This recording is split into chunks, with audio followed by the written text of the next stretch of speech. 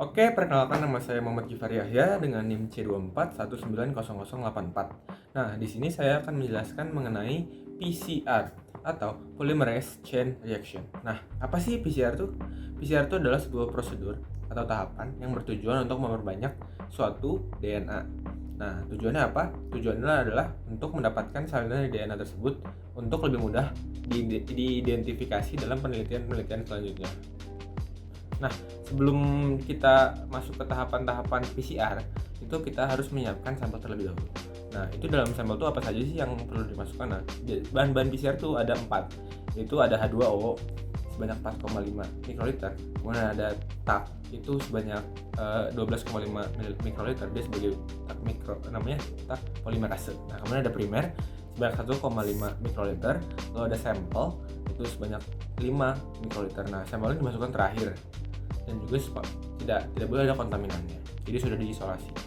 Nah, pertama itu primernya PB ataupun 16S rRNA itu dimasuk dengan H2O itu disentrifuge dengan kecepatan 14.000 G selama 5 menit. Nah, kemudian diencerkan lagi dengan H2O 90 mikroliter dan primer 10 mikroliter. Nah, habis itu kemudian di vortex selama 1,5 menit. Nah, kemudian disentrifuge lagi dengan kecepatan 14.000 selama 5 detik. Baru dimasukkan ke dalam tube 0,5 ml. Nah, kemudian baru sampelnya dimasukkan ke dalam tube tadi. Jadi kan sudah semua nih. Baru di swing centrifuge di dalam centrifuge selama 5 detik untuk menghilangkan gelembung. Nah, kalau masih ada gelembungnya, itu si tube itu bakal dimasukkan kembali ke dalam centrifuge. Baru itu tadi itu siap dimasukkan ke dalam mesin PCR.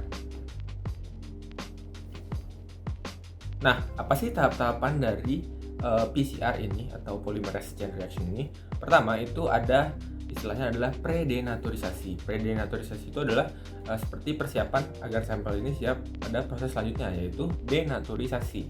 Nah, dalam proses denaturisasi ini rantai-rantai ganda DNA itu dipisahkan menjadi rantai-rantai tunggal.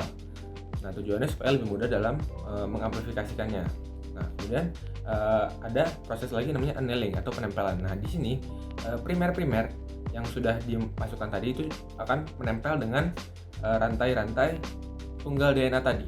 Nah, kalau sudah menempel nanti dilanjutkan lagi dengan proses namanya elongasi atau pemanjangan. Primer itu, jadi biasanya primer itu lebih pendek daripada si rantai DNA. Nah, nanti primer ini bakal memanjang dengan bantuan enzim polimerase untuk membuat salinan dari rantai DNA tersebut.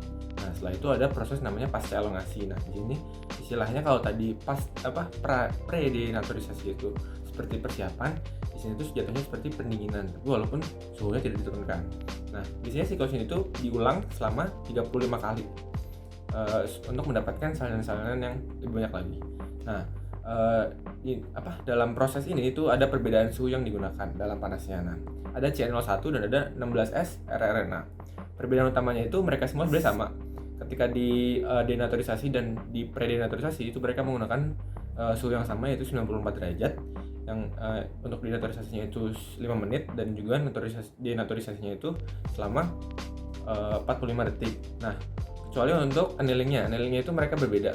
Untuk C01 itu menggunakan suhu 54 derajat selama 1 menit.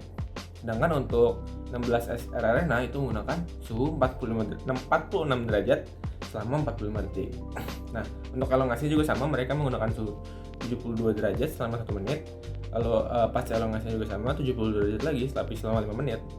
Dan nah, untuk penyimpanan ini berbeda lagi. Nah, untuk penyimpanan channel 1 itu menggunakan suhu 15 derajat selama 10 menit. Nah, kalau untuk 16S rRNA itu menggunakan suhu 6 derajat selama 10 menit juga.